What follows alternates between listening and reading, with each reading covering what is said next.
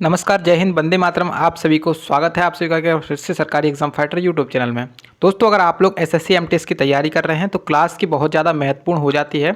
इस क्लास में आपको जीके और जीएस के कुछ ऐसे क्वेश्चंस देखने को मिलेंगे जो कि आपकी परीक्षा में पूछे जा सकते हैं, क्योंकि क्वेश्चन बहुत ज़्यादा इंपॉर्टेंट है और कई बार एग्जाम्स में भी पूछे गए हैं। तो आज के पहले क्वेश्चन पर ध्यान देते हैं। इसके पहले वाले वीडियोज़ को नहीं देखा है तो उनको भी देख लीजिएगा, और जिसने अभी तक चैनल को सब्सक्राइब नहीं किया चैनल को सब्सक्राइब करेंगे, साथ ही साथ बेल नोटिफिकेशन को ऑन करेंगे। पहला क्वेश्चन है कि प्रथम जैन महासभा का आयोजन कहाँ पर हुआ था। जो पहली जैन महासभा है इसका आयोजन कहाँ पर किया गया था, तो इसका आयोजन किया गया था पाटलिपुत्र में। कहाँ पर किया गया था इसका आयोजन? पाटलिपुत्र में इसका आयोजन किया गया था। ठीक है, अब कौन की अध्यक्षता में, मतलब किसकी अध्यक्षता में ये आयोजन किया गया था? तो स्थूलभद्र नामक एक शासक था, उसकी अध्यक्षता में पाटलिपुत्र में प्रथम जैन महासभा का आयोजन किया गया था। तो इसका आंसर हो जाएगा ऑप्शन नंबर पहला। ठीक है, अगर आपसे पूछा जाता है कि दूसरी जैन महासभा का आयोजन कब किया गया था, मतलब दूसरी जैन महासभा का आयोजन कहाँ पर किया गया था, जो दूसरी जैन महासभा थी इसका आयोजन कहाँ पर किया गया था, तो इसका आयोजन कहाँ पर किया गया था? इसका आयोजन किया गया था बल्लभी में। ठीक है, नेक्स्ट क्वेश्चन देखेंगे। अगला क्वेश्चन आपसे कह रहा है कि अंतर्राष्ट्रीय तिथि रेखा को क्या कहलाता है। जो अंतर्राष्ट्रीय तिथि रेखा है इसको क्या कहते हैं, तो 180 डिग्री देशांतर इसे कहा जाता है। आंसर क्या हो जाएगा? 180 डिग्री देशांतर। नेक्स्ट क्वेश्चन इंपॉर्टेंट क्वेश्चन है, स्टार लगाइए क्वेश्चन पे। क्वेश्चन कह रहा है, क्वेश्चन क्या कह रहा है? क्वेश्चन कह रहा है कि नदी के अपर्दन कार्य से बनी स्थल आकृति को क्या कहा जाता है। जो नदी होती है उसके अपर्दन कार्य से बनी स्थल आकृति क्या कहलाती है? वो बनी आकृति कहलाती है गॉर्ज। तो जो अपना ज्योग्राफी के सेक्शन से क्वेश्चन अगर पूछा जाएगा तो इस तरीके का क्वेश्चन जरूर पूछा जा सकता है। ठीक है, इंपॉर्टेंट क्वेश्चन है। गॉर्ज आकृति का नाम कहलाती है, मतलब जो नदी होती है वो अपना रास्ता बनाती हुई चलती है, तो नदी क्या करती है? अपर्दन करती हुई चलती है मृदा का, और वहां से जो स्थल आकृति बनती है उसे क्या कहते हैं? उसे कहते हैं गॉर्ज। ठीक है, नेक्स्ट क्वेश्चन देखेंगे। देखिए, अगला क्वेश्चन कह रहा है कि संविधान सभा का अस्थायी अध्यक्ष कौन थे। तो जो संविधान सभा थी उसके अस्थायी अध्यक्ष कौन थे? उसके अस्थायी अध्यक्ष थे डॉक्टर सच्चिदानंद सिन्हा। डॉक्टर सच्चिदानंद सिन्हा। अभी देखिएगा, हम संविधान सभा के बारे में बात करेंगे तो संविधान सभा की पहली बैठक हुई थी 9 दिसंबर 1946 को। 9 दिसंबर 1946 को संविधान सभा की पहली बैठक हुई थी, जिसमें अध्यक्ष के रूप में डॉक्टर सच्चिदानंद सिन्हा को अस्थायी अध्यक्ष बनाया गया था। ठीक है, उसके बाद 11 दिसंबर 1946 को एक और बैठक हुई, जिसमें संविधान सभा की दूसरी बैठक हुई 11 दिसंबर 1946 को, जिसमें स्थायी अध्यक्ष के रूप में डॉक्टर राजेंद्र प्रसाद को बनाया गया था। तो ठीक है, 1946 है यहाँ पे। नेक्स्ट क्वेश्चन देखेंगे। अगला क्वेश्चन क्या कह रहा है? अगला क्वेश्चन आपसे क्या कह रहा है? अगला क्वेश्चन कह रहा है कि वायुमंडल की किस परत में ओजोन परत होती है। तो वायुमंडल की ऐसी कौन सी परत है जिसमें ओजोन परत पाई जाती है? जैसे कि आप सभी ने जानते हैं, सबसे पहले क्या होता है? अपना क्षोभ मंडल होता है, उसके बाद आपका समताप मंडल होता है, आयन मंडल होता है, मध्य मंडल होता है और बाह्य मंडल होता है। इस तरीके से आपके मंडल होते हैं। ठीक है, तो ऐसे कौन से मंडल में आपकी ओजोन परत पाई जाती है? तो जो ओजोन परत है वो पाई जाती है आपकी समताप मंडल में। समताप मंडल में। समताप मंडल को इंग्लिश में क्या कहते हैं? समताप मंडल को कहते हैं स्ट्रेटोस्फीयर। स्ट्रेटोस्फीयर में आपकी ओजोन परत पाई जाती है। ठीक है, आंसर आपका हो जाएगा यहाँ पे स्ट्रेटोस्फीयर। नेक्स्ट क्वेश्चन देखेंगे। देखिए, अगला क्वेश्चन आपसे बोला गया है, इंडिया गेट का डिज़ाइन किसने तैयार किया था। तो इंडिया गेट जो है ना, इसका डिज़ाइन किसके द्वारा तैयार किया गया था? इसका डिज़ाइन तैयार किया गया था सर एडविन लुटियंस के द्वारा। किसके द्वारा? सर एडविन लुटियंस के द्वारा इसका डिज़ाइन तैयार किया गया था। क्वेश्चन इंपॉर्टेंट है, नोट कर लीजिए क्वेश्चन को। ठीक है, देखिए अब नेक्स्ट क्वेश्चन। अब आप क्वेश्चन की नंबरिंग पर मत जाइए, क्वेश्चन देखिए। क्वेश्चन कह रहा है कि यूजीसी का पूर्ण रूप क्या है।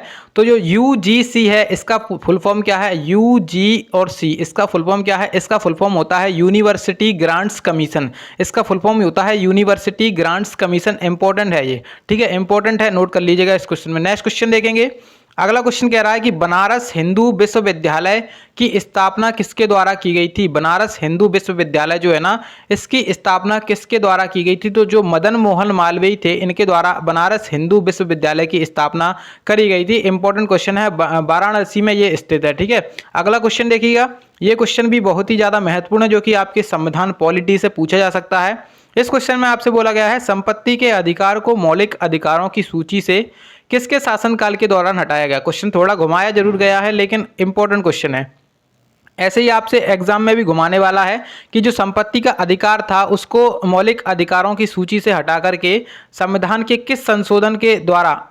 पहले तो आप ये देखिए कि संविधान का कौन सा संशोधन हुआ था। तो 44वां संविधान संशोधन हुआ था, 44वां कॉन्स्टिट्यूशन अमेंडमेंट सन 1978 के तहत जो संपत्ति का मौलिक अधिकार था उसे हटा दिया गया और उसे क्या बना दिया गया, विधिक अधिकार बना दिया गया। और वर्तमान में अभी संपत्ति का अधिकार आर्टिकल नंबर 301 यानी कि अनुच्छेद 301 के तहत आता है। ठीक है, अब आपसे ये बताना है कि किसके शासनकाल के दौरान हटाया गया। अब 1978 यानी कि 1978 में कौन की शासन थी, तो मोरारजी देसाई की शासनकाल था उस टाइम पर। तो इस टाइम पर क्या किया गया था, जो संपत्ति का अधिकार था उसे मौलिक अधिकार हटा करके विधिक अधिकार बना दिया गया था, यानी कि कानूनी अधिकार बना दिया गया था। आंसर हो जाएगा यहाँ पे मोरारजी देसाई। ठीक है, नेक्स्ट क्वेश्चन देखेंगे। देखिए अगला क्वेश्चन आपसे बोला गया है तराइन की द्वितीय लड़ाई, जो तराइन का दूसरा युद्ध हुआ था वो किस किस के बीच में लड़ा गया था। तराइन का पहला युद्ध कब लड़ा गया था, तो 1191 में लड़ाया गया था तराइन का पहला युद्ध। तराइन के पहले युद्ध में मोहम्मद गौरी और पृथ्वीराज चौहान के बीच में पहला युद्ध लड़ा गया था और उसमें पृथ्वीराज चौहान की विजय हुई थी। ठीक है, उसके बाद जो अपने पृथ्वीराज चौहान थे उन्होंने क्या किया था, मोहम्मद गौरी को छोड़ दिया था। उसके बाद जो सन 1192 में एक युद्ध और हुआ, तराइन का दूसरा युद्ध। अब तराइन के दूसरा युद्ध फिर से मोहम्मद गौरी और पृथ्वीराज चौहान के बीच में हुआ, लेकिन इस बार क्या हुआ, पृथ्वीराज चौहान जी को हारना पड़ा और जो मोहम्मद गौरी थे ये जीत गए थे। ठीक है, तो मोहम्मद गौरी जीत गया था और पृथ्वीराज चौहान हार गए थे, यानी कि जो तराइन का दूसरा युद्ध हुआ था वो मोहम्मद गौरी और पृथ्वीराज चौहान के बीच में हुआ था। आंसर हो जाएगा option number D. Next question देखेंगे। देखिए अगला क्वेश्चन आपसे कह रहा है कि निम्नलिखित में से कौन सी धातु पृथ्वी की भूपर्पटी में सबसे प्रचुर मात्रा में पाई जाती है। तो निम्नलिखित में से कौन सी धातु जो है ना वो पृथ्वी की भूपर्पटी में सबसे अधिक प्रचुर मात्रा में पाई जाती है। तो एल्यूमिनियम जो है ना वो पृथ्वी की भूपर्पटी में सबसे अधिक मात्रा में, सबसे प्रचुर मात्रा में पाई जाती है। अभी आपसे क्वेश्चन पूछ सकता है कि एल्यूमिनियम का अयस्क क्या होता है, अयस्क। तो एल्यूमिनियम का अयस्क क्या होता है, एल्यूमिनियम का अयस्क होता है बॉक्साइट। क्या होता है, बॉक्साइट जो है ना एल्यूमिनियम का अयस्क होता है। तो इसको भी आप लोग नोट कर लेंगे। नेक्स्ट क्वेश्चन देखिए। अगला क्वेश्चन कह रहा है कि सार्क का सचिवालय कहाँ पर स्थित है। तो जो सार्क संस्था है इसका मुख्यालय कहाँ पर स्थित है, इसका मुख्यालय है काठमांडू, जो कि नेपाल में स्थित है। ठीक है, नेपाल में स्थित है सार्क। इसका मुख्यालय कहाँ पर है, काठमांडू में। ठीक है, इसका मुख्यालय है। इसमें कितने देश शामिल हैं, इसमें 8 देश शामिल हैं। 8 देशों के नाम आप लोग मुझे कमेंट बॉक्स में बताएंगे, ये आप लोगों का काम है। नेक्स्ट क्वेश्चन देखेंगे। अगला क्वेश्चन आपसे कह रहा है, अगला क्वेश्चन में कह रहा है कि मायोपिया में क्या होता है। मायोपिया जो एक बीमारी है इसमें क्या होता है, इसमें ये होता है कि दूर की वस्तुएं आपको दिखाई नहीं पड़ती हैं। तो आंसर यहाँ पे हो जाएगा ऑप्शन नंबर बी, यानी कि जो मायोपिया नामक बीमारी है इसमें क्या होता है, दूर की वस्तु नहीं दिखाई पड़ती है। तो आंसर हो जाएगा ऑप्शन नंबर बी। देखिए अगला क्वेश्चन आपसे बोला गया है भारत का राष्ट्रीय फूल क्या है। तो भारत का राष्ट्रीय फूल आप सभी लोग जानते हैं, कमल का जो पुष्प है वो क्या है, भारत का राष्ट्रीय फूल है।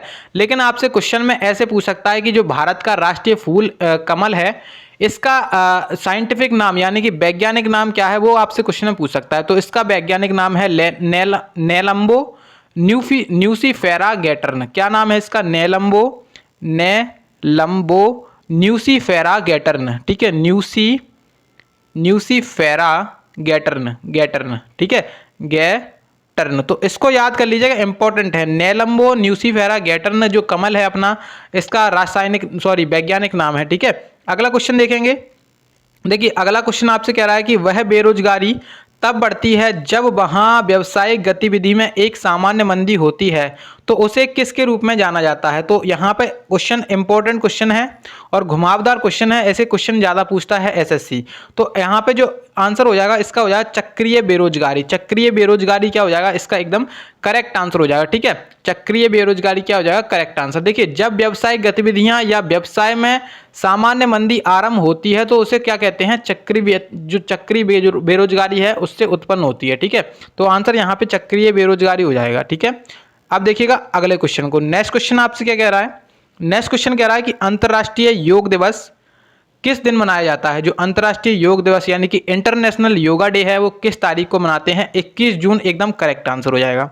लेकिन अब आपसे क्वेश्चन में ये पूछेगा कि सन 2022 की थीम क्या है। तो सन 2022 की थीम क्या है, तो सन 2022 की अंतर्राष्ट्रीय योग दिवस की थीम है yoga for humanity. Yoga for humanity यानी कि मानवता के लिए योग। ठीक है, हिंदी और इंग्लिश दोनों में आप लोग याद कर लीजिए, योगा फॉर ह्यूमैनिटी या फिर हिंदी में कहेंगे मानवता के लिए योग। तो दोनों याद कर लीजिए, थीम इंपॉर्टेंट है। 21 जून को मनाते हैं अंतर्राष्ट्रीय योग दिवस। नेक्स्ट क्वेश्चन देखेंगे। अगला क्वेश्चन कह रहा है कि सौर मंडल के बाहर सीरियस नामक चमकीले तारे को किसके रूप में भी जाना जाता है? जो सौर मंडल के बाहर एक सीरियस नामक तारा है चमकीला, इसका और नाम क्या है? तो इसका और नाम क्या है? Dog star. इसको क्या कहते हैं? डॉग स्टार इसे कहा जाता है। इंपॉर्टेंट क्वेश्चन है ये, ठीक है, इंपॉर्टेंट क्वेश्चन है, ज्योग्राफी के हिसाब से आपसे पूछ सकता है। अभी आपके सामने नेक्स्ट क्वेश्चन है। देखिए अगला क्वेश्चन में कह रहा है कि आकार के संदर्भ में बृहस्पति हमारे सौर मंडल में कौन से स्थान पर है? तो बृहस्पति जो है ना, आकार के संदर्भ में बृहस्पति हमारे सौर मंडल का कौन सा ग्रह है? तो सौर मंडल का सबसे बड़ा ग्रह, यानी कि आकार के संदर्भ में सबसे पहले स्थान पे कौन आएगा? बृहस्पति आएगा, ठीक है। तो बृहस्पति सौर मंडल का सबसे बड़ा ग्रह है। वहीं आपसे पूछा जाता है कि सबसे छोटा ग्रह बताइए, तो सबसे छोटा ग्रह कौन सा हो जाएगा? सबसे छोटा ग्रह हो जाएगा अपना बुध, ठीक है। नेक्स्ट क्वेश्चन देखेंगे। अब देखिए अगला क्वेश्चन आपसे क्या कह रहा है? अगला क्वेश्चन कह रहा है आपसे कि भारत की तरफ आने वाले समुद्री मार्ग की खोज किसने की थी? भारत की तरफ आने वाले समुद्री मार्ग की खोज किसके द्वारा की गई थी? तो वास्को डी गामा के द्वारा भारत की तरफ जो आने वाला समुद्री मार्ग है इसकी खोज की गई थी सन 1497-98 के टाइम पर, ठीक है, 1497-98 के टाइम पर यह खोज करी गई थी। नेक्स्ट क्वेश्चन देखेंगे। अब अगला क्वेश्चन आपसे क्या कह रहा है? अगला क्वेश्चन में कह रहा है कि सुभाष चंद्र बोस जी का जन्म किस वर्ष में हुआ? तो जो सुभाष चंद्र बोस थे इन्हें अपन नेताजी के नाम से जानते हैं। तो नेताजी का जो जन्म है वो कब हुआ था? तो सन 1897 में नेताजी का जन्म हुआ था 23 जनवरी को। 23 जनवरी को 1897 में जो सुभाष चंद्र बोस थे इनका जन्म हुआ था। अब 23 जनवरी को क्या मनाया जाता है? 23 जनवरी को मनाया जाता है पराक्रम दिवस। तो पराक्रम दिवस भी बहुत ज़्यादा महत्वपूर्ण है, ठीक है, पराक्रम दिवस। तो इंपॉर्टेंट है, ये इंपॉर्टेंट क्वेश्चन है। नेक्स्ट क्वेश्चन देखेंगे। अब देखिए अगला क्वेश्चन आपसे कह रहा है कि इनमें से किसे भारत रत्न से सम्मानित नहीं किया गया है? तो निम्नलिखित में से किसे भारत रत्न से सम्मानित नहीं किया गया? सचिन तेंदुलकर देखेंगे, लता मंगेशकर, ध्यानचंद्र और सत्यजीत रे। तो आप सभी लोग जानते हैं जो सचिन तेंदुलकर हैं इन्हें सन 2014 में, कब मिला है? इन्हें सन 2014 में भारत रत्न से सम्मानित किया गया है। उसके बाद अपनी लता मंगेशकर को सन 2001 में भारत रत्न मिला है और जो सत्यजीत रे हैं इनको 1992 में भारत रत्न मिला है। लेकिन अपने मेजर ध्यानचंद्र जो है ना इनको भारत रत्न नहीं मिला है, यानी कि आंसर यहाँ पे क्या हो जाएगा? आंसर हो जाएगा मेजर ध्यानचंद्र को भारत रत्न से सम्मानित नहीं किया गया है। मेजर ध्यानचंद्र को एक पुरस्कार मिला था, पद्म विभूषण पुरस्कार, ठीक है, पद्म विभूषण पुरस्कार प्राप्त हैं ये। और 1900 कब मिला था इन्हें? 1956 में, ठीक है, 1956 में मेजर ध्यानचंद्र को पद्म विभूषण पुरस्कार प्राप्त था और ये हॉकी के जादूगर के नाम से जाने जाते हैं। हॉकी के जादूगर किसे कहते हैं? मेजर ध्यानचंद्र जी को कहते हैं। अब अगला क्वेश्चन देखेंगे। तो अगले क्वेश्चन में हमें यहाँ पे पता चला कि निम्नलिखित में से कौन सी एक सदिश राशि है? तो यहाँ पे सदिश राशि के बारे में बताना है, तो आंसर यहाँ पे हो जाएगा कोणीय गति। कौन सी? कोणीय गति क्या है? एक प्रकार की सदिश राशि है। नेक्स्ट क्वेश्चन देखेंगे। अब अगला क्वेश्चन आपसे कह रहा है कि पानी का घनत्व किस तापमान पर सर्वाधिक होता है? तो पानी की जो डेंसिटी होती है, वाटर की डेंसिटी होती है, वो किस तापमान पर सर्वाधिक होती है? तो तापमान होता है 3.98 डिग्री सेल्सियस। इस तापमान पर पानी की जो घनत्व है वो सर्वाधिक रहता है, यानी कि आंसर आपका हो जाएगा लगभग 4। आंसर यहाँ पे क्या है? 4 अंश सेल्सियस, यानी कि 4 डिग्री सेल्सियस। नेक्स्ट क्वेश्चन देखेंगे। अब देखिए अगला क्वेश्चन आपसे क्या कह रहा है? अगले क्वेश्चन में कह रहा है कि धन्वंतरी पुरस्कार किस क्षेत्र में प्रदान किया जाता है? तो इंपॉर्टेंट है, ये कम चर्चा में रहता है लेकिन इंपॉर्टेंट है। जो धन्वंतरी पुरस्कार है वो किस किस क्षेत्र में प्रदान किया जाता है? तो ये किया जाता है चिकित्सा के क्षेत्र में। किस क्षेत्र में? चिकित्सा के क्षेत्र में प्रदान किया जाता है। इसे शुरुआत किया गया था सन 1972 में, तो इसको भी आप लोग नोट कर लीजिएगा। नेक्स्ट क्वेश्चन आपसे कह रहा है, नेक्स्ट क्वेश्चन कह रहा है कि अमेरिका की वेट फ्रूट ड्राई फ्रूट नीति का संबंध किस देश से है? देखिए अमेरिका की एक नीति थी वेट फ्रूट ड्राई फ्रूट, इस नीति का संबंध किस देश से है? तो इस नीति का संबंध है क्यूबा से। इसके बारे में मैं आपको जानकारी दे दूंगा। नेक्स्ट क्वेश्चन देखिएगा। अब अगला क्वेश्चन कह रहा है आपसे कि पाकिस्तान की सबसे लंबी नदी कौन सी है? तो यहाँ पे पाकिस्तान क्या, देखिए पाकिस्तान की सबसे लंबी नदी कैसे? अभी जो अपने भारत से नदियाँ होकर के जाती हैं वहीं पाकिस्तान में प्रवेश करती हैं। तो अपने जो पाकिस्तान है उसकी सबसे लंबी नदी कौन सी है? उसकी सबसे लंबी नदी है सिंधु नदी। आंसर आपका हो जाएगा ऑप्शन नंबर 3, यानी कि सिंधु नदी करेक्ट आंसर है, ठीक है। तो ये क्वेश्चन थे जो कि आपके परीक्षा के लिए बहुत ही ज़्यादा महत्वपूर्ण थे। और क्वेश्चन अगर अच्छे लगे हैं वीडियो को लाइक करिएगा, और इसके पहले वाले वीडियोस को नहीं देखा है तो जाकर के देख लीजिएगा। चैनल को जिसने सब्सक्राइब नहीं किया है और नए व्यक्ति हैं जो चैनल पर नए हैं वो सब्सक्राइब कर लें, बेल नोटिफिकेशन को जरूर ऑन कर लें।